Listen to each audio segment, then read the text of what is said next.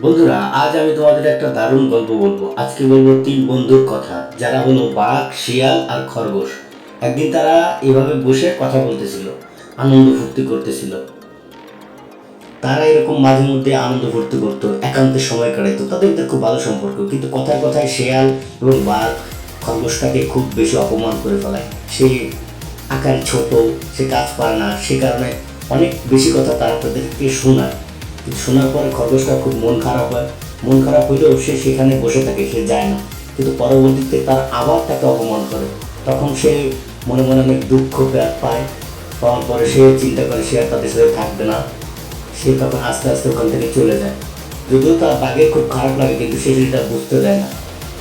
পরবর্তীতে আরেকদিন সেরকম ঘটনায় শেয়াল এসে আজকে তারা খুব বেশি অপমান করছে এবং বাঘও রাগারাগি করছে। তখন সে রাগ করে ওখান থেকে চলে যায় মনের দুঃখে কষ্টে। এর ভিতরে শিকারি এসে বাঘটাকে আর শিয়ালটাকে একটা জালে আটকায় দেয়। তখন খরগোশের তার সেই অপমান করার কথা মনে পড়তে থাকে। কিন্তু তারপরেও সে তো তার বন্ধু, সেজন্য বন্ধু দুজনকে বাঁচাতে তখন খরগোশ আর তার আরেক বন্ধু বানরকে নিয়ে চলে আসে তাদের উদ্ধার করতে। এবং পরে বানর এবং খরগোশ মিলে তাদেরকে উদ্ধার করে। এই ঘটনাটা থেকে আমরা কি শিক্ষা পাই?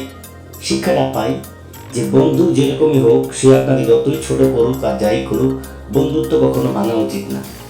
আপনারা যারা বন্ধুত্ব পছন্দ করেন আর বাবা মাকে ভালোবাসেন, তারা চ্যানেল সাবস্ক্রাইব করে ভিডিওতে লাইক, কমেন্ট, শেয়ার করেন। আজকের মতন চলে যায়, ফিরবো আবার নতুন এরকম কোনো সুন্দর ভিডিও নিয়ে।